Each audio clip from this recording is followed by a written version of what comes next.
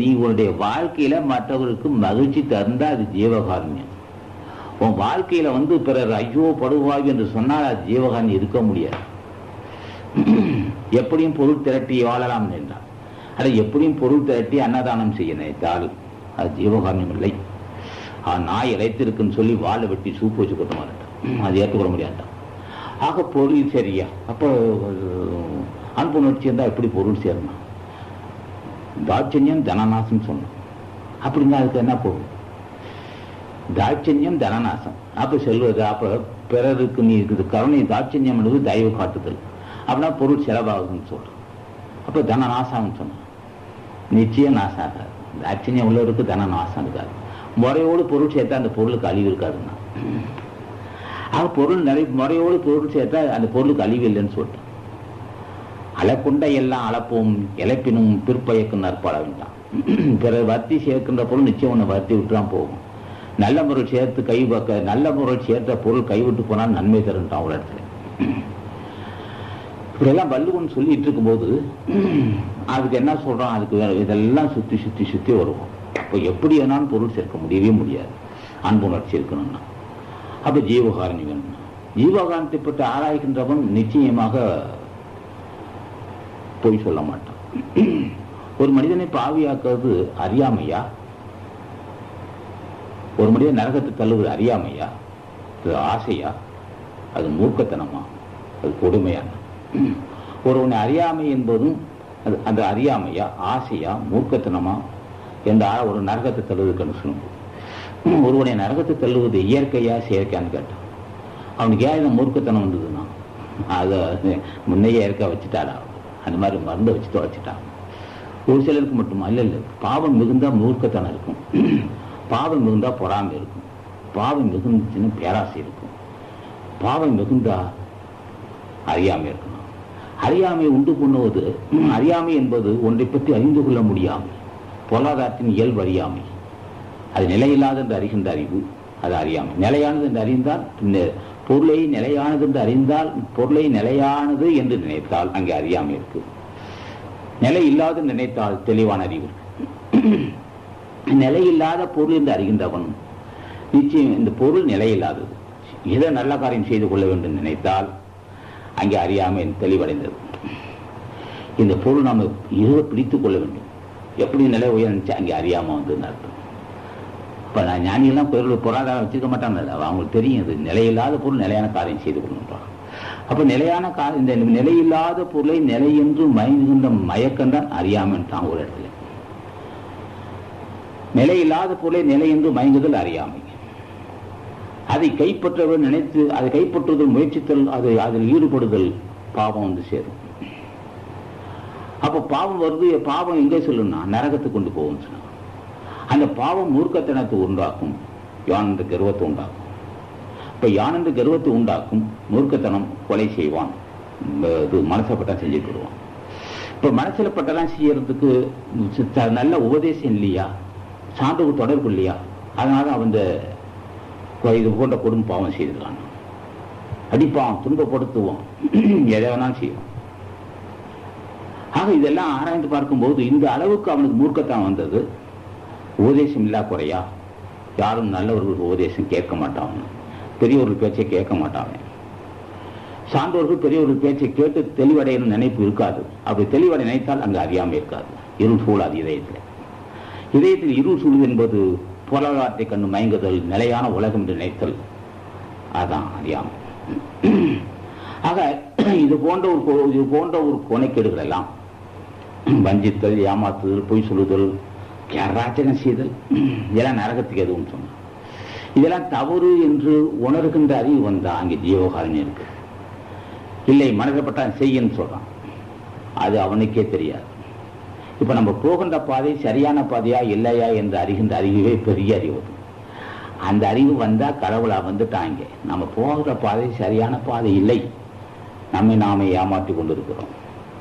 நம்ம போகின்ற பாதை சரியில்லை, நரகத்துக்கு கொண்டு போயிட்டு இருக்கோம் அவன் நினைக்க அந்த சூழ்நிலை, அந்த அறிவு வந்தால் தெளிவடைந்து விட்டான், கடவுள் அடையலாம். அந்த ஜென்மத்தில் இல்லைன்னா அதை பற்றி அவசியம் இல்லை. நான் ஆக ஆன்மீகத்தை பற்றி ஆராய்ந்து பார்க்கும்போது ஒருவனுக்கு தெளிவான இடம், தெளிவான ஆசான் கிடைக்கணும்.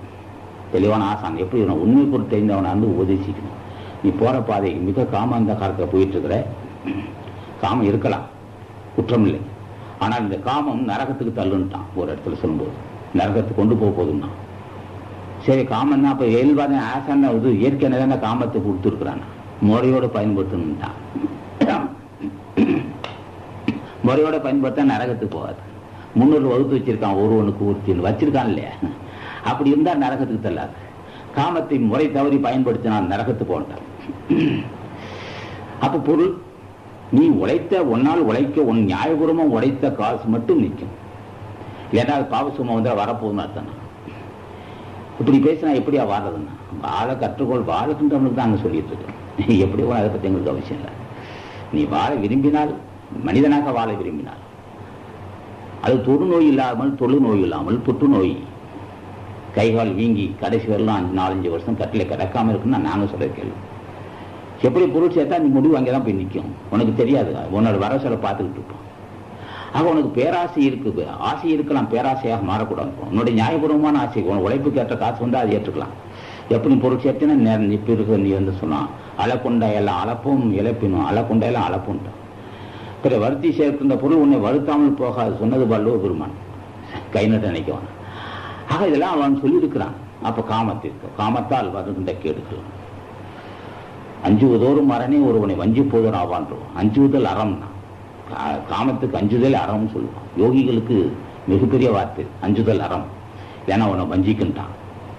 இது இந்த வஞ்சிப்பது இயற்கையா செயற்கையான. நான் விரும்பவில்லை, நான் நரியோட வாழ ஆசைப்படுறேன், என்னுடைய உடம்பு கீழ்த்தரமான உடம்பு நரகத்துக்கு என்னை கொண்டு செல்றேன். அப்ப நரக சொர்க்கம் உடம்பை மையமாக கொண்டதுதான்.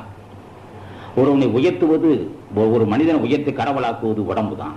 அவனை நரகத்தை தருவது உடம்பு தான். உடம்பை பற்றி உபதேசம் அணியன் அவன்.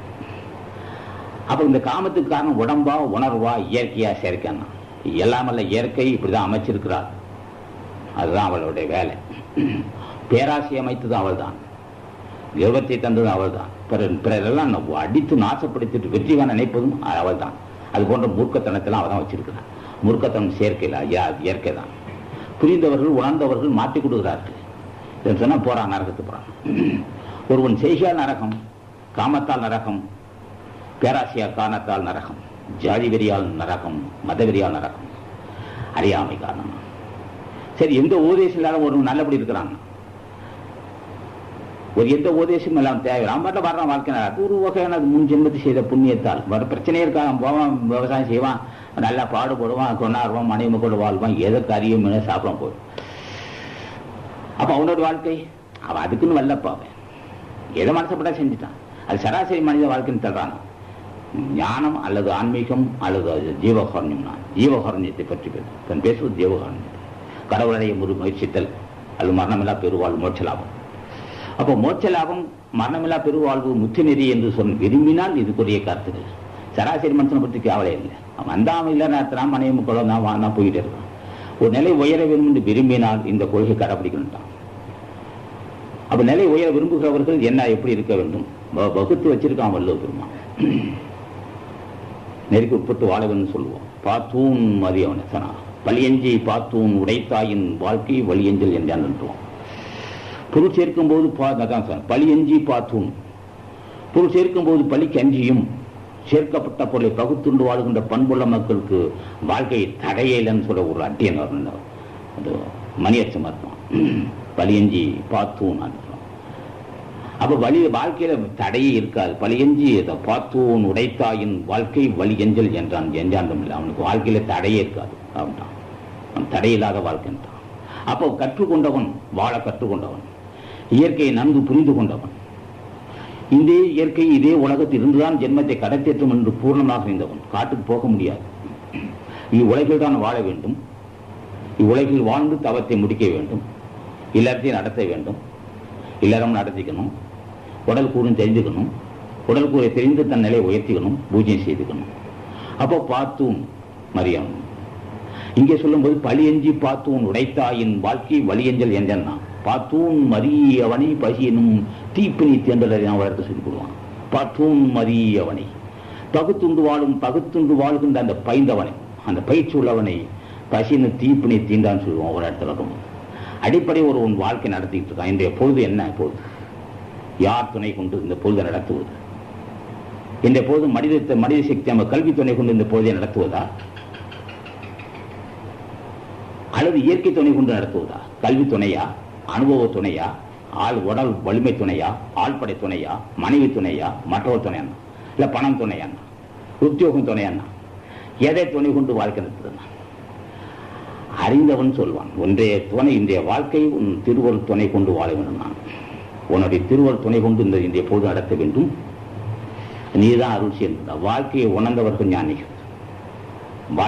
வாழ்க்கையை பற்றி அணுகுணுவா உடம்பை பற்றி அறிந்தவன், உயிரை பற்றி அறிந்தவன், மனை மக்களை அறிந்தவன், உலகத்தை பற்றி அறிந்தவன், பொருள் சேர்க்கின்ற முறை அறிந்தவன். அவன் வகுத்திருக்கான். பார்த்தூன் மறியவன் என்ன பழியஞ்சி பார்த்தூன் உடைத்தாயின் வாழ்க்கை என்ன அளக்கொண்டை எல்லாம் அளப்போன்னா அன்போடும் அருளோடும் வாரா பொருளாக்கம் பொருளார் பொருளை விடணும். இப்படியெல்லாம் வகுத்து தொகுத்துருவான். இதுக்கிடையில இது பாதி சில உபதேசம் எல்லாம் வள்ளுவன் சொன்னது உபதேசம். ஜென்மத்தை கடைத்தட்டு விரும்புறியா, இதை எப்படி கடைபிடி, எப்படி பொண்ணுமா போயிட்டே இருக்கிறோம். அவங்களாம் பேச்சே இருக்காது. இப்படி செய், இதை சொல்லுவான். அஞ்சுவதோறும் அரணே ஒருவனை வஞ்சிப்போதோறும் ஆவார். ஆசை இயற்கையா இயற்கை தான், வெல்லுகின்ற வல்லமையும் இயற்கை தான்.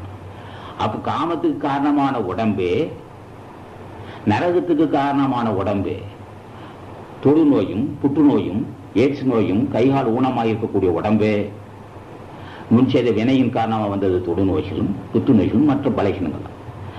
அதே நரகத்துக்கு காரணமான உடம்பு ஞானத்துக்கு காரணம் என்று அறிகின்ற அறிவு ஆசான் கொடுத்தது. அந்த உடம்பு அதெல்லாம் ஆசான், அதான் செயற்கை, அதான் 5 உதவுறான். இதனால ஒரு நரகத்தை தள்ளியது இயற்கையா செயற்கைன்னு கேட்டான். உனக்கு நரகத்தை தள்ளது இயற்கை தான், உன்னை கை தூக்கி விடுவதும் இயற்கை தான். உன்னை இதனால் வரையிலும் தீராத தொடுநோய்க்கு உட்பட்டு கிட்ட நெருங்க முடியாத செய்ததும் எது, அதுவும் இயற்கை தான். தொடுநோய் என்பதும் அல்லது எய்ட்ஸ் நோய் என்பதும் வாத நோய் என்பது இயற்கையான அதெல்லாம் இயற்கை தான். இது யாருக்கு வந்துன்னு கேட்டான், தக்க ஆசான் இல்லாதனால வந்து கேடுன்னா. மாட்டுக்குள்ள வாய்ப்பு இருக்கு. மற்றொரு அதே தொழுநோய் ஒருவன் பார்த்தாலே குணப்படுத்த முடியும். எய்ட்ஸ் நோயா இருந்தாலும் புற்றுநோயா இருந்தாலும் அதுவும் அவன் கொடுத்த இயற்கை. அப்படிப்பட்ட பெரும் சக்தியும் இயற்கை. இப்படி நரகத்தை தள்ளி நாட்டம் பிடிக்க செய்வதும் இயற்கை. இப்படி அமைக்கப்பட்டிருக்கு. இதை ஆசான் துணை கொண்டான். ஆசான் துணை கொண்டால் சரிப்படுத்த முடியும். ஏன் இந்த நோய் அவனுக்கு தொழுநோய் வந்தது, ஏன் எய்ட்ஸ் நோய் வந்தது, ஏன் புத்துநோய் வந்தது, ஏன் அங்ககீனமாவான், ஏன் முகம் விகாரமாக இருக்கு, ஏன் கைகால் ஊனமா இருக்கு, ஏன் மகோதரம் வந்தது, ஏன் இது பூதகால் நோய் வந்தது, அருவருப்பான தோற்றையா வந்ததுன்னா இயற்கை படைக்கும் போது நல்லதான் படைத்தது. எடுத்த ஜென்மங்கள் செய்த பாவம் இப்படி விகாரமாயிருக்கான். இதுக்கு விமோச்சனம் இல்லைன்னா சான்றோர்கள் ஒரே ஒரு முறை அகத்தீச நாமத்தை சொல்ல வைக்கலாம் அவனை. ஆனா கேட்க மாட்டான் அவன். மிகுதியா பாவம் இருந்தா காதல ஈயச்ச காட்சி ஊத்துன்னு போல இருக்க அந்த கருத்துக்கள் அவனுக்கு வரவே மாட்டான், கிட்ட வர மாட்டான், எட்டத்திலே ஓடி போடுவான். அப்படி வந்தாலும் இவங்க ஓடி போடுவாங்க. பெரிய பாவி உள்ளுக்கு தரான். அப்பங்கெல்லாம் விமோச்சனம் இல்லைன்னா தாயினும் கருணை உள்ளவனா எண்ணி, தாயினும் இனிய தாயினும் கனிவு உள்ள நீங்கள்லாம் இப்ப பாவிகளை வெறுத்து ஒதுக்கினால் நாங்கள் எங்க போவோம்னு கேட்டான். அஞ்சேல் என் நாமத்தை சொல்ல நான் பார்த்துக்கிறேன். ஒரு முறை என் நாமத்தை சொல்லவை அவனை. பல ஜென்மங்களை செய்த பல பெரியவர்கள் சாபத்துக்காக வந்தது தொடுநோய். பல பெண்கள் பல பத்தினி பெண்டிர்களும் பக்தரை பார்த்து இகழ்ந்து பேசினால் வந்த கொடூரமான தோற்றம். என் நாமத்தை சொன்னால் அது உடை தெரியும். அந்த கருணையும் இயற்கை என்னை கொடுத்தது. ஆக இதெல்லாம் இது போன்ற ஆசையாலும் ஆழ்படையாலும் பணபலத்தாலும் ஜாதி வெறியாலும் மத வெறியாலும் அராஜகம் செய்தவர்களுக்கு வந்த கேடுகளுக்கு ஒரே ஒரு பரிகாரம் உண்டு. அது ஆசான் நாமத்தை சொல்லுதான். ஆசான் நாமத்தை சொன்னால் போதும். ஓ மகத்தீசாய நம, ஓ மகத்தீசாய நம, ஓ மகத்தீசாய நம சொல்றான். ஓ மகத்தீசாய நம, நான் என்ன பாவம் செய்தனோ தெரியவில்லை, தொடுநோய்க்கு ஆட்பட்டு தடுமாறுகிறேன். என்ன பாவம் செய்தனோ தெரியும், மிக்க காமாந்தகாரம் பிடித்து தடுமாறுகிறேன். என்ன பாவம் செய்ய தெரியவில்லை, வறுமையிலிருந்து விடுபட முடியாமல் தடுமாறுகிறேன். இது போன்ற கொடுமையிலிருந்து நான் விடுபட வேண்டும், நீர்தான் அருள் செய்யணும். ஒரு முறை சொன்னால் போதும். அவன் பாவத்தை எல்லாம் பொடியாக்கும் வல்லமை ஞானிகளுக்கு உண்டு. தான் என்ற கொடும் பாவம் தீர்க்கும் ஆசான். பாவம் சொல்ல கொடும் பாவம் தீர்க்கும் ஆசான். அப்ப நம்ம நோக்கம் மனித வர்க்கத்துக்கு இப்படி அல்லல் பட்டு தடுமாறுகின்ற மக்களுக்கு என்ன சொல்லணும்னா, மக்கள் மத்தியில் பிரச்சாரம் செய்யணும். புண்ணியவான்கள், பெருந்தகையாளர்கள், புண்ணியவான்கள், மிக்க ஒளி சூரியன் போல் சூரியனை போன்று அறுபடைத்தவர்கள், மிக்க ஒளி படைத்தவர்கள் ஞானிகளை பெருமையை பேசணும். இப்ப மக்கள் மத்தியில் சிறுதை வழிபாட்டில் ஈடுபட்டு பாவம் எது புண்ணியம் என்று தெரியவில்லை. நாம் இப்போ இறங்கி இருக்கிறோம், சமுதாயத்தில் இறங்கி இருக்கிறோம். அகத்திய சன்மார்க்க சங்க சார்பாக அன்பர் மாதம் துணை கொண்டு கண் மருத்துவம் மாதந்தோறும் முதல் சனிக்கிழமை வைத்திருக்கிறார்கள். இது ஒரு அகத்திய சன்மார்க்க சங்கங்களை வார்த்தை பயன்படுத்தான். பெரிய மனுஷன் பெரிய மனுஷன் பேரை சொல்றான், ஏன் நோட்டீஸ் எங்க பார்த்தான் போயிட்டு. பெரிய மனுஷன் பேரை சொன்னாலே அவனுடைய ஜென்மம் கடை தேர வாய்ப்பு. இப்போ இது தொண்டு, சிறந்த தொண்டு. அது நமக்கு கிடைத்த ஒரு பெரும் பொக்கிஷம் அன்பர் மாதவன் நமக்கு கிடைக்கிறது. அது மூலமாக நாட்டு மக்களுக்கு செய்யலாம்னு நினைக்கிறோம். இந்த ஞாயிற்றுக்கிழமை செஞ்சு சென்ற 7ஆம் தேதி செஞ்சது. ஆக ஒவ்வொரு செயலும் நாட்டு மக்களுக்கு அந்த நாமம் போகணும். சொல்லுங்கள் ஆசான் அகத்தீச நாமத்தை, கொடிய நோயிலிருந்து விடுபடுங்கள். சொல்லுங்கள் ஆசான் அகத்தீச நாமத்தை, பொல்லா வறுமையிலிருந்து விடுபடுங்கள். சொல்லுங்கள் அகத்தீச நாமத்தை, குடி மது பழக்கம் மற்ற குடும்ப பழக்கத்தெல்லாம் விட்டு வீசிடுங்கன்னு சொல்லுவான். இதெல்லாம் நாட்டு மக்களுக்கு பரவ வேண்டும். இப்போ நம்ம அதுக்கு தான் வந்திருக்கிறோம். ஏன் பிறந்தோம்? பிறந்ததுக்கு காரணம் தேவையில்லை. நமக்கு ஆண் முன்ன வந்ததா பெண் முன்ன வந்தாலும் அவசியம் இல்லை. முட்டை வந்ததா கோழி வந்தாலும் சிந்திக்க நேரம் இல்லை. அவசியம் இல்லாத வந்த ஜென்மத்தை எப்படி பயன்படுத்துவது? உன்னுடைய வாழ்க்கை நிலை என்ன? எப்படி நீ உயர்த்திக்கணும்? பொல்லாத பெருமிருந்து விடுபட வேண்டும். நோயற்ற வாழ்வு அமையும். ஆழ்ந்து சிந்திக்க சிறப்பறிவு வேண்டும். நோயில்லா உடம்பு இருக்கலாம், அது ஒன்றும் குற்றம் இல்லை. ஆனால் ஆழ்ந்து சிந்திக்கக்கூடிய சிறப்பறிவு வேணும் அல்லவா? அது ஆசான் கொடுக்கணும். அந்த அறிவை ஒருவன் சிறப்பறிவு பெற்றிருக்கிறான், ஜீவகாரணியை அடைந்திருக்கிறான் என்றால் ஆசான் கொடுத்து அறிவது. பிற உயிர்வாழ் கருணை காட்டுகின்ற சிறப்பறிவு வந்தது என்றால் ஆசான் கொடுத்து அறிவது. நோயில்லா வாழ்வு உடம்பு, நோயில்லாத உடம்பு பெற்றிருக்கிறான். ஆரோக்கியமான உடம்பு ஆசான் கொடுத்த பிச்சை. பண்புள்ள மனைவியும் பண்புள்ள பிள்ளைகள் அமைந்திருக்கிறது ஆசான் கொடுத்த பிச்சை. இதெல்லாம் ஆசான் நாமத்தை சொல்ல செய்து மக்கள் சமுதாயத்துக்கு ஆசான் பெருமையை பேசி வழிபாடு செய்ய வேண்டும். நரகத்திலிருந்து விடுபடுவதற்கு நான் எங்கு பார்த்தாலும் நோயும் பிணியும் வறுமையும் நாட்டு பிச்சு அமைதியே இல்லாத தர்மா இருக்கிறான். அமைதி இழந்து கிடக்கும் சமுதாயத்துக்கு ஆசான் நாமத்தை சுட்டி காட்டுவதே நமது வேலையா இருக்கணும். நம்ம சங்கம் சிறந்த முறை செய்து வருகிறது. நரகத்துக்கு போகாம நம்ம காப்பாற்றிக் கொள்ளணும். அதெல்லாம் அல்லல் அருள் ஆழ்வார்க்கில்லை வழி வழங்கும் மல்லன்மா ஞாலங்கரி மோனத்தில் அருள் அருள் அல்லாத அருள் ஆழ்வார்க்கில்லை. அருளை போட்டுக்கின்ற மக்களுக்கு துன்பம் இல்லைன்னா அவள் எதுன்னு கேட்டான். அருள் கருப்பா செவப்பான் இல்லை, தயவு தான் அருள்னா. அந்த தயவுக்கு எது ஆசிவனா? தயவுங்கிற வார்த்தைக்கு தலைவன் யார்? அது ஆசான் அகத்தீசன் தான். ஆசான் திருமூல தேவன் ராமலிங்க சாமி. தயவுங்கிற வார்த்தையே ஞானிகள் நாமத்தை தான் இருக்கு. அதுதான் ஆசானம், நிறையான வாழ்வு. ஆக இதெல்லாம் மக்கள் மத்தியில் பரவுவதற்கு ஒரே வேண்டும். மக்கள் தயவுனா ஆசா நாமத்தை சொன்னால் வந்துடும். நாம ஜபம் செய்ய வைக்க வேண்டும். அதான் அதை சொன்னா காப்பான கருவூரார் போகநாதன். அல்லல் அருள் ஆழ்வார்க்கில்லை வழி வழங்கும் மல்லன்மா ஞானம் எடுத்துக்காட்டுது. அவளை போட்டுக்கின்ற மக்களுக்கு துன்பம் இல்லை. அல்லல் துன்பம். அவளை போட்டுக்கின்ற மக்களுக்கு துன்பம் இல்லை. ஒரே இல்லை. தானே சொல்லுவான் அல்லல் அருள் ஆழ்வார்க்கில்லை என்பன்னு சொல்ல இல்லை. வழி வழங்கும் மல்லன்மா ஞாலங்கரி. வளப்பம் உருந்திய உலகம், காற்றால் இயங்கக்கூடிய உலகம், காற்றால் இயங்கக்கூடிய வளப்பம் உருந்திய உலகமே சாட்சி நாய். மற்ற பூதாதிகள் சொல்லாம ஏன்னா இப்ப காற்று மட்டும் சொன்னா, காற்று இல்லைன்னா உலகம் இல்லைன்னா, காற்றே தெய்வம். அந்த காற்று வசப்பட்டாலும் தெய்வமாக்கலாம். ஆக அல்லல் அருள் ஆழ்வார்க்கில்லை வழி வழங்கும் மல்லன்மா ஞாலங்கரி.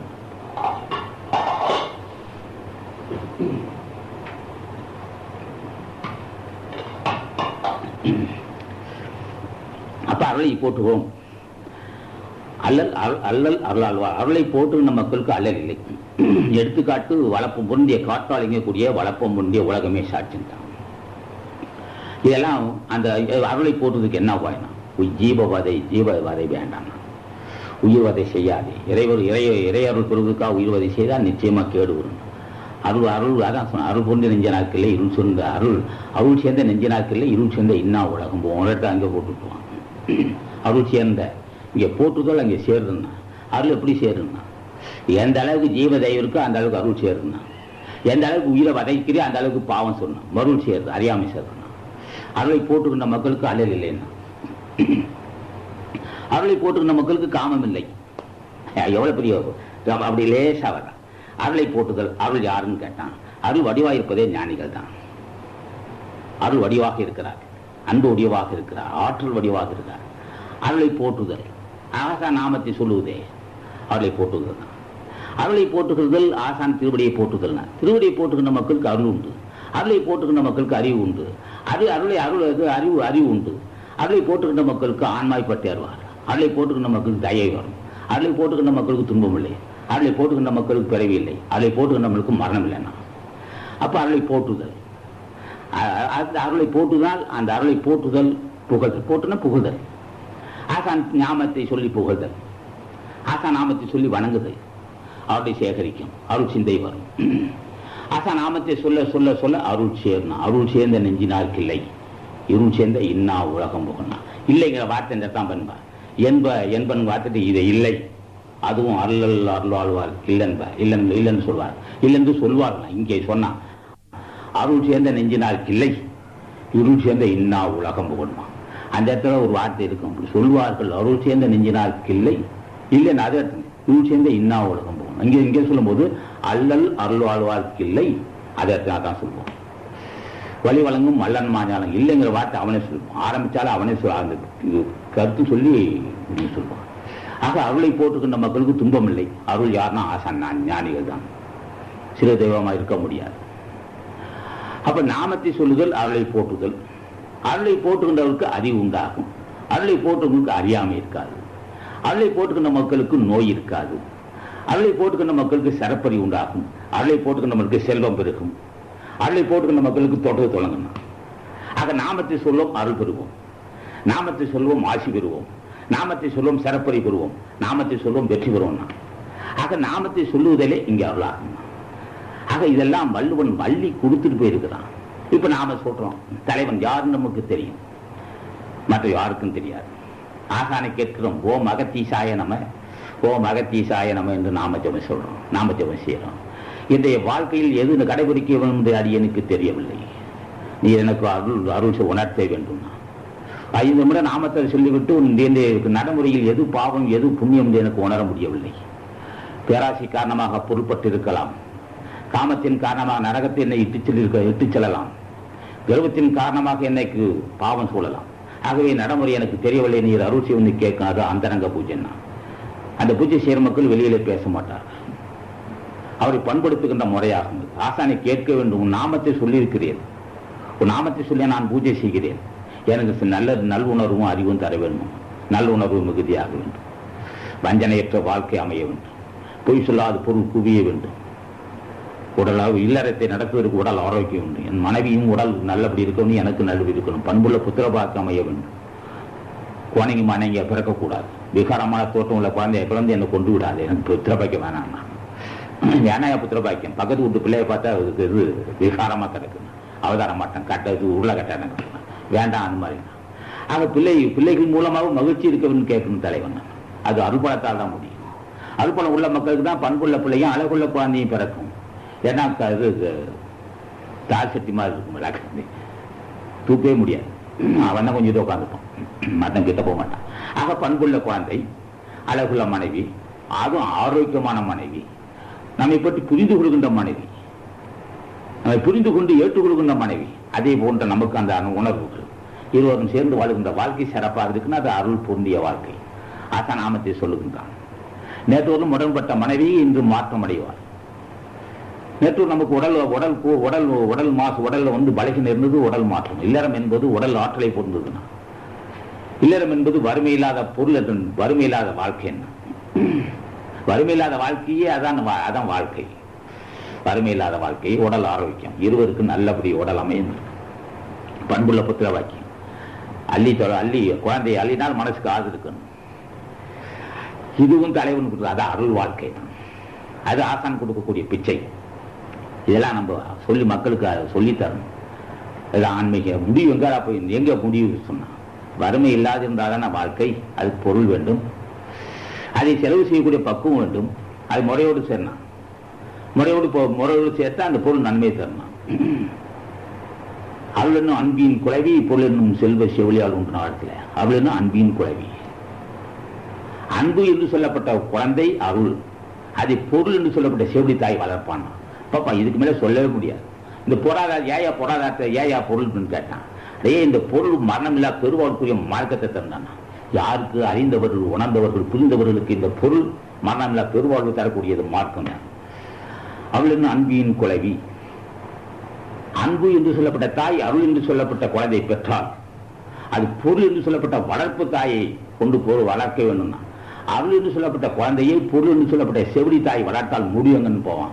மரணமில்லா பெருவாழ் தர மீதுனா, மரணமில்லா பெருவாழ் தரக்கூடிய மார்க்கம் அறிந்தவர்கள் உணர்ந்தவர்களுக்கு மரணமில்லா பெருவாழ்வை அள்ளித்தரக்கூடிய வாய்ப்பு இந்த தாய் பொருள் என்று சொல்லப்பட்ட தாய். அப்ப பொருள் என்று சொல்லப்பட்ட தாயை பற்றி புரிந்து கொண்டவன் இதை வளர்த்துக் கொள்வான், ஜென்மத்தை வகுத்துக் கொள்வான். இது ஆசான் ஆசி இருக்கணும். அப்ப பொருள் வேண்டும், அந்த பொருளை கொண்டு அருளை வளர்க்க வேண்டும். அருளை வளர்த்தால் அறியாமை தீரும், ஆற்றல் உண்டாகும், நன்மை உண்டாகும். அது மனமில்ல பெருவாழ்வை தரும். இப்படி அள்ளி அள்ளி கொட்டியிருக்கிறான் ஞானிகள். அது அன்பர்கள் நாட்டு மக்கள் மத்தியிலே ஞானிகள் பெருமையை பேச வேண்டும், வளர்க்க வேண்டும். எங்கு பார்த்தாலும் விளம்பரங்கள். அகத்தீசனை பூஜை செய்யுங்கள், ஆசி பெறுங்கள். அவன் எழுதியிருக்கான், தேவையில்லாட்டெல்லாம் வந்திருப்பான். ஒரு சில மதத்தான் அவன் இஷ்டம் எழுதிட்டு போறான். நாம சுட்டி காட்டுவதெல்லாம் மரணம். அது யமனை பலகாரம் செய்து வெடுக்கணும் முழுங்கன்னு நம்ம அறிமுகப்படுத்துறான். எங்கு பார்த்தாலும் பூஜை, எந்த திசையில பார்த்தாலும் அகத்தீசனை பூஜை செய்து ஆசி பெறுங்கள், அகத்தீசனை பூஜை செய்து வறுமையில்லா வாழ்வு பெறுங்கள், அகத்தீசனை பூஜை செய்து மரணமில்லா பெருவாழ் பெறணும். எங்க பார்த்தாலும் கலர் கலரான போஸ்டர் இருக்கணும், சின்ன ஓட்டாயில் போடணும். ரெண்டே வரையில் அகத்தீசன் ஆசிய அகத்தீ சன்மாசங்கத்தை அகத்தீ சன்மாசங்க வாழ் அகத்தீசன் பெரியோர். பெரியோர்கள் நாமத்தை சொல்ல வேண்டும். எங்க பார்த்தாலும் விளம்பரமாக தேவையில்லாத விளம்பரம் மற்ற மாற்றார் செஞ்சுட்டு இருக்கிறோம். அது காலப்போக்கில் மாற்றம் அடையும், எங்களுக்கு தெரியும். அதை பற்றி நாங்க சொல்லக்கூடாது. இது ஒன்றுதான் நிற்கும், உலகத்தில் இது ஒன்றுதான் நிற்கும். தலைவன் யார் என்று அறிமுகப்படுத்துறோம், மற்ற எல்லாம் அடிபட்டு போகும். இது ஒன்றுதான் நிற்கும். அதெல்லாம் ஜீவன் இல்லை, ஜீவன் இல்லாத ஒன்று. அது எங்களுக்கு தெரியாது, அதை இப்ப நாங்க சொல்லக்கூடாது. மற்றவன்லாம் செத்து பிறக்கின்ற தேவ துதிப்போருக்கு முத்தி தான் இல்லை, செத்து பிறக்கிறவன். இப்ப ஆசான் அகத்தீசனை ஆசான் அகத்தீச நாமத்தை சொன்னால் யமனை நடுங்குவான். அப்பேற்பட்ட தலைவனை அறிமுகப்படுத்துறோம், ஆட்சி பெருங்கள் சொல்லியிருக்கான். அது செத்து போன நம்ம அறிமுகப்படுத்தல. இதெல்லாம் வருங்காலத்து மக்கள் மத்தியில் பார்க்கணும்னா நல்லதுதான். ஆகவே ஆன்மீகம் எது அதுன்னு கேட்டான். அது ஜீவகாரணம். ஜீவகாரண்யம் எதுன்னு கேட்டான். அது தெளிந்த அறிவுள்ள மக்கள். ஜீவகாரணம் ஜீவதயவு, காரண்யம்னா கருணை. ஜீவதயவு அது ஜீவகாரண்யம் தயவு. ஜீவதயவு என்பது சின்ன விஷயம் அல்ல. அவன் பொருளாதாரத்தை பற்றி எழுந்துக்கணும், உலக இயற்கை பட்டுக்கணும், உலக நிலையில்லாமை நிலையாது, இந்த உலகம் நிலையில்லாதது என்று அறிந்திருக்கணும். அவன் தான் ஜீவதயவை போட்டுவான். அந்த அறிவாம் என்னாவது அறம் செய்கிற மற்றது பொண்டுங்கால் பொண்டாத்துனான். அவன் இடத்தை போடுவான் அணுகுண்டான். அந்த அறிவாம் என்னாவது அறம் செய்கிற பிறகு இந்த பேச்சுக்கு உனக்கு இல்லை. நெருநல் உளனொருவன் இந்தில்லை என்னும் பெருமை உடைத்தான் அவள் இடத்த சொல்லுவான். ஆக பொருளாதாரம் அக்கா இயல்புற்றி செல்வம் அது பெற்றால் அக்குவா அங்கே செய்யலாம். நிலையிலா செல்வத்தை பெற்றவர்கள் நிலையான காரியத்தை செய்திருக்கிறாங்க. இங்கே சொல்லுவான் கூத்தாட். பொருளாதாரத்தை பற்றி பேசுவான் வள்ளுவன். கூத்தாட்டவைகளா கற்றே பெருஞ்செல்வம். அது பெருஞ்செல்வம், சிறிய செல்வம் இல்லை. கூத்தாடுகின்ற இடத்தில் நாடகம் நடத்துகின்ற இடத்துல கூட்டம் சேருவது போல் பகுதி பகுதியாக சேரும். கூத்தாட்டு அவைகுலாதற்று. கூத்தாடுகின்ற இடத்தில் நாடகமாடுகின்ற இடத்துல மக்கள் சேருவது போல் அவைகுலாதற்று. கூத்தாட்டு அவைகுலாதற்று பெரும் செல்வம் போக்கும் அறிவழிந்த பெரும் சிறிய செல்வம். நீ செல்வத்தை மதிக்காதே. அது நாடகம் ஆடுகின்ற இடத்தில் கூட்டம் சேருவது போல் கூடுவதும் பிறகு அதுக்கு நாடகம் முடிந்தவன போனார் புண்ணியம் இருக்க மட்டும் நான் இருக்கால போயிட்டே இருக்கணும். கூத்தாட்டவை அதுக்கு என்ன சொல்றான், பெரும் செல்வம் இருக்குன்னு நினைக்காது. அது நாடகம் ஆடுகின்ற இடத்தில் கூட்டம் சொல்றது போல் போகாதான் சுமத்தி இருக்காதுன்னு அர்த்தம். எந்த அளவுக்கு புண்ணியம் சேர்க்கோ அந்த அளவு நிற்கும், எல்லாத்துக்கும் போயிட்டே இருக்குன்னு அர்த்தம். அப்ப அக்கா இயல்பு மறுபடியும் சொல்லுவான் நல்ல மனப்போடு. அக்கா இயல்புட்டு செல்வம் நிலையில்லாத செல்வம் தான். இது வந்து நீ நிர்ம நினைச்சிடாத. எத்தனை பேர்த்து நீ இப்ப போட்டுக்க மோதிரம் ராஜராஜனுடைய முடி இருந்தது தெரியுமா உனக்குன்னா, ராஜராஜ முடி இருந்தது தாங்க எப்படி இருந்துச்சுன்னா அது மாங்கல்யமா மாறி, அதுக்கப்புறம் வளையலா மாறி, அப்புறம் அட்டிக்கா மாறி, தொட்டிக்கா அதுக்கு மோதிரம் வந்துக்கணும். இப்ப இது எங்க போகணும் உனக்கே தெரியாது. இப்ப வடநாட்டில் போய் ஒரு பொண்ணு கையில இது வளையலா மாறினான். அது மறுபடி தென்னாட்டுக்கு வந்து அது சித்தப்படிக்கு சங்கிலியா மாறினான். அப்ப இந்த தங்கம் மாறிக்கிட்டே இருக்கு. அப்ப ராஜராஜ முடியல இருந்த அந்த முடியல இருந்த தங்கம் என்று நம்ம கையில இருக்கும். நாளைக்கு இதை வித்தவன அவன் வடநாட்டுக்காரன் வருவான், அங்க போய் வளையல செஞ்சுவான். அவன் மறுபடியும் இந்த இந்தியாவுக்கு மறுபடியும் வெளிநாட்டுக்கு போகும். அது அழிவ அழியா. ஆக இது நிலையில்லாத ஒரு இடத்துல நிற்காது. முடியல இருக்கணும், அது கெரியால இருக்கணும். முடியல எங்கெங்கோ போயிட்டு திருப்பி வந்து இப்ப நம்ம வைக்கிற முறை அது மாறி மாறி மாறி எங்கோ போயிட்டு. ஆக நிலை இல்லாதது அக்கா பற்றி செல்வம் நிலை இல்லாதது. அல்கா என்பது அல்கான். அல்கா இயல்புனா நிலையில்லாத செல்வம். அது பெற்றால் அழுக்கு ஆழ்ந்த செய்யலாம். நிலையான காரியத்தை செய்து கொண்டாதான். நிலை இல்லாதுன்னு சுட்டி சுட்டி காட்டிட்டு போயிடுவோம். அதான் அந்த அறிவாம் எட்டாவது அறஞ்செய்க மற்றொரு பொன்றுங்கால் கொண்டாக்குவாங்க. பிறகு நினைக்கிறதுக்கு வாய்ப்பு இல்லை. நாளை இருக்குமோ இல்லையும் தெரியாது. இருக்கவும் நல்லதுக்கு செஞ்சிருவோம். அந்த அறிவா பிறகு பார்த்துக்குவோம். இப்ப தற்போது இளமையாக இருக்கிறோம். இப்ப மனை மக்களுக்கு சொத்தை சேர்த்துக் கொள்வோம். பிள்ளைகளுக்கு கல்விக்கும் திருமணத்தையும் சேர்த்துக் கொள்வோம். பிறகு மிச்சம் இருந்தா ஏழைக்கு போடுவோம். நினைக்காரா இப்ப நினைக்க வேணா வெகுப்பெரு போயிட்டான். நீ ஒண்ணு உனக்கு தெரியாது. இது என்ன வாழ்க்கையை பற்றி உனக்கு தெரியாது. நீ நினைக்கிற நாம என்ன 30-40 வருஷத்துக்கு இருப்போம். பிள்ளைகளுக்கெல்லாம் பட்டப்படிக்கும் திருமணத்துக்கு பின்னாடி எனக்கு ஒத்து வராது. நிலையான காரியத்தை செய்யணும். அதுதான் சொல்லும்போது இங்கே சொல்லும்போது நிலையில்லாத பொருளை பெற்றா நிலையான காரியம் செய்வேன். இங்கே சொல்லும் போது அந்த அறிவாம் என்னாவது அந்த பிறகு பார்த்து நினைக்க அந்த அறிவாம் என்னாவது அறம் செய்ய மற்றது கொண்டுங்கால் கொண்டாத ஏன் செய்யன்னு கேட்டான். உனக்கு தெரியாது. ஓகே எங்களுக்கு தெரியும். உனக்கு முதுமை வராதான் போகும். முதுமை வர பத்தி இங்க கவலை இல்லை. கைகால் உடையாம பார்த்துக்கடா. வாகனத்தை போகும்போது கைகால உடச்சிருந்தா நீ என்ன செய்ய? வாகனத்தை போய் திருப்பி நல்லபடி வரணும்ல. அப்படி இருக்கும்போது நீ ஊர்பட்ட கற்பனை செய்த நாச்சற்று உக்குள் மேல் வாராமல் நல்வனை மேற்சற்று செய்யப்படணும். அவ்வளோ இடத்துல நல்ல காரியத்தை செய்துக்க. நான் அடங்கி பேச்சடங்கிறதுக்கு முன்னே நல்ல காரியம் செய்துக்கணும். இங்க பிறகு நினைக்காதே. ஏன் செய்யணும்னா உனக்கு பூண்டுதல் நிச்சயம் உனக்கு நல்லது. நலிவு வரத்தான் போகுது. முதுமை வரத்தான் போகுது. சாவு வரத்தான் போகுது. கைகால் உடையத்தான் போகுது. உடையாம இருக்கு நல்லது. உடையதான் இல்லை உடையாமல் போகலாம். அவன் எப்படியும் நலிவு வருது. உனக்கு வருவதற்கு நல்ல காரணம். புன்றுங்கால் கொண்டா துணை. நீ செய்த புண்ணியம் உனக்கு துணையா இருக்குன்னா பிறகு நினைக்காதே. இருக்கிறத போல் செஞ்சுக்கணும். பப்ப வலுன்னா நாளென உண்டுகோல் காட்டி உயிரீரும் வாழது உணர்வார் தெரியுமோ. நாளென உண்டுகோல் காட்டி வாரம் மாதமா காட்டாது ஒவ்வொரு நாளாக காட்டும். அது உணர்வார் தெரியும்னா பெருமைக்குரிய அறிவு, பெற்ற அறிவு, சிறப்பறிவுணர். அதனை நாளென உண்டுகோல் காட்டி உயிர் ஈரும் வாழது உணர்வார் தெரியும். அவன் என்ன செய்வான்? நாட்களை நன்கு பயன்படுத்திக் கொள்வான். அறிந்தவர்கள் உபதேசம் பெற்றவனா அது உண்மை தெரியும். உபதேசம் பெற்றவங்களுக்கு ரகசியம் தெரியும். நாள் ஒன்றுகோல் காட்டி உயிரை அறுக்கக்கூடிய வாள் என்று அறிவான். நாலு வாள் அறிந்தவர்கள் தெரியும். அப்போ உடம்பு நலிவதற்கு முன்னே, நோய் வருவதற்கு முன்னே, நம்ம கட்டுப்பாடு வருவதற்கு முன்னே, தடுத்து நிறுத்துவதற்கு ஆள் வந்துடுவான். பிள்ளைங்க வந்தா சொல்லுவான், என்ன ஏன் பிறகு தர்ம பிறவனி இவன் சொல்லுவான். பிள்ளைகளுக்கெல்லாம் கல்வி கற்று பிறகு நம்மளுக்கு இந்த தர்மம் செய்யணுவான். ஆரம்பிக்கும்போது சொல்லுவாங்க, என்ன தர்ம பிறப்ப நாங்கள் நம்ம இது எங்களெல்லாம் நாங்களாம் இந்தியாண்டுவோம். கையை பிடிச்சிக்குவோம். பேச செயல்பட விடாம செஞ்சுக்குவோம். ஆக அவன் சொன்னான், புதுமை வரத்தான் போகுது, நோய் வரத்தான் போகுது, பிரச்சனை வரதான் போகுது, நீ முன்னே தப்பிச்சுக்க. நீ அப்படி நடுவு வரும்போது இந்த நீ செய்த தர்மம் துணையா இருக்கணும். அறிவுரை சொல்லுவான். உபதேசம் வள்ளுவ பெருமானுக்கு சொன்னது உபதேசம். அந்த அறிவாம் என்னாவது அறிஞ்சிக்கணும். ஏன்னா மற்றது பொன்றுங்கால் போட்டான். மற்ற பொன்றுங்கால் நிச்சயம் பொண்டுதல், குண்டுதல், நலிதல், மெலிதல், நோய்வாய்ப்படுதல். ஆக அது போது இது நீ நலியலாம். இது துணையா இருக்கும். இது நீ செய்த தர்மம் என்று இளமையாக இருக்கும். உனக்கு நோய் வரதான் போகும், பிரச்சனை வரதான், முதுமை வரதான் போகும். முதுமையை நோய் தான் வரதான் போகும். வரத்துக்குன்னு இது கடைசி காலத்தை துணையா இருக்குமா? அப்ப பொருளாதாரத்தை பற்றி நன்கு அறிந்தவன் வள்ளுவ பெருமான். வாய்ப்பு இருப்பதை பயன்படுத்திக் கொள்ளுனா வள்ளுவ பெருமான். வள்ளுவ பெருமான் ஆசான் அகத்தீஸ்வரனுடைய சீடன். இப்ப பேசப்படுவதெல்லாம் ஞானிகள் பெருமை பேசிட்டு இருக்கோம். அவர் சொன்ன கருத்துக்கள் என்னன்னு சொன்னார். இப்ப பேசுவது உபதேசமா? தேசம் உபதேசம். நிலை உயர்வு, நிலை உயர்வுன்னு இருக்கணும். ஆக இதெல்லாம் எப்படி உணரணும்? இது எவ்வளவு நேரம் நிற்கணும்? இப்ப இந்த கருத்துக்கள் எத்தனை மணி நேரம் நிற்கணும்? 1 மணி நேரம் நிற்கும். அது நம்ம காணுகின்ற காட்சியின் காரணமா போயிடும். அது டிவியை ஏதோ டிவி பார்க்கிறோம். சில காட்சிகள் இந்த கருத்துக்கள் ஓரளவுக்கு மனசை பசுமாத்தானி போல இதயத்தை பதிஞ்சிருக்கு. அந்த கருத்துக்கள் எத்தனை மணி நேரம் நிற்கும்? புண்ணியம் மிகுந்திருந்தால் விடிய மட்டும் இருக்கும். 3 நாளைக்கு இருக்கும். உடனே போயிடும். எது விட்டு அங்கே போகும்போது போயிடும். ஆக அப்ப என்ன செய்யலாம்? அதுதான் இந்த காலத்தை ஏன் ஞான சித்திரக்காரம் படுது கேட்டேன். ஞான சித்திரக்காரம் வருவதற்கு அடிப்படை காரணம் விஞ்ஞானம் தான். இப்ப இந்த சொல்லப்பட்ட கருத்துக்கள் எதுவும் பேசிட்டு இருக்கும். அந்த புண்ணியவான் சேர்த்து இதை பதிவு செய்ய முடியாது. விஞ்ஞானிகள் தான் விஞ்ஞானத்துக்கு உதவி செய்ய போறான். கருத்துக்கள் பரவுது போ. இப்ப இந்த கருத்துக்கள் நாட்டு மக்கள் போகுது போ. ஒரு முறை ஒரு அளவுக்கு தொகுத்தான் வச்சிருக்கிறோம். ஆக விஞ்ஞானத்தால் விஞ்ஞானம் வளரும். அப்ப நாட்டுக்கு 2 கண்கள். அதிகமா இந்த காலத்தை ஞானிகள் உருவாகிறதுக்கு காரணமே விஞ்ஞானி தான். இப்ப இந்த டேபிள் கார்டு பதிவு செய்யறது விஞ்ஞானத்தின் சேர்ந்தது.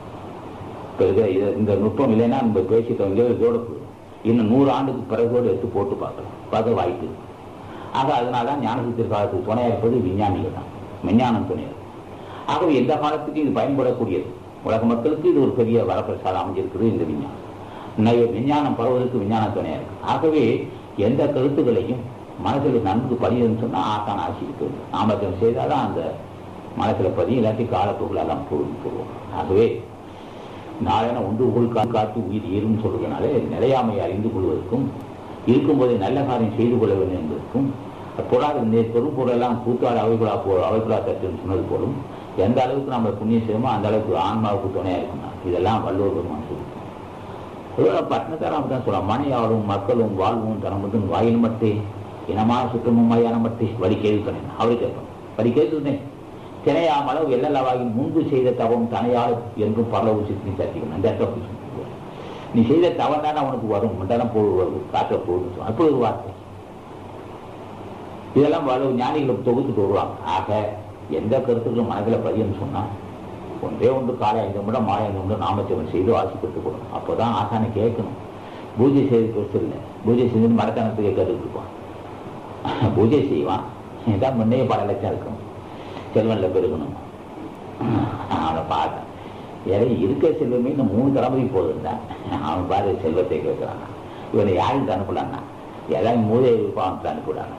ஏ ஓ நாமத்தை சொல்ற என் மூதையிட்ட போனான், அவனுக்கு இன்னும் வாழ்க்கையே தெரியல. நாமத்தை சொல்ல சொன்னி இல்லை, வாழ்க்கை நிலையை அறிந்தான். அவன் நாமத்தை சொன்னா இன்னும் கேட்கிறான். இன்னும் அவன் கேட்டுக்கிட்டு தான் இருக்கிறான்.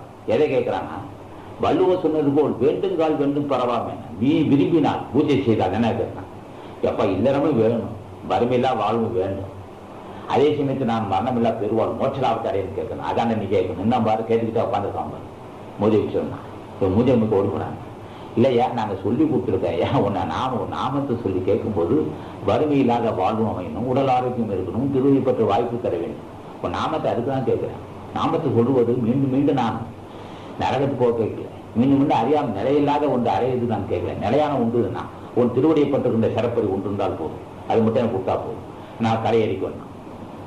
நான் கரையேறுவதற்கு காரணம் உன்னுடைய உன்னை நான் புரிந்து கொள்ளவில்லை. நீ என்ன நீ என்ன நீ புரிந்து கொண்டாய், ஆனால் உன்னை நான் புரிந்து கொள்ள எதை கேட்கணும் தெரியாது. கேட்டதுக்கு தேவையெல்லாம் கேட்டு அரிசி கேட்காம நான் தவிட கேட்கிறோம். அதை தவிட மாட்டுக்கோனா வைக்கிறதுக்கு அதான் மாட்டுக்க வரணும். தேவையில்லாத தெரிவிட்டு உட்காந்துருப்பான்.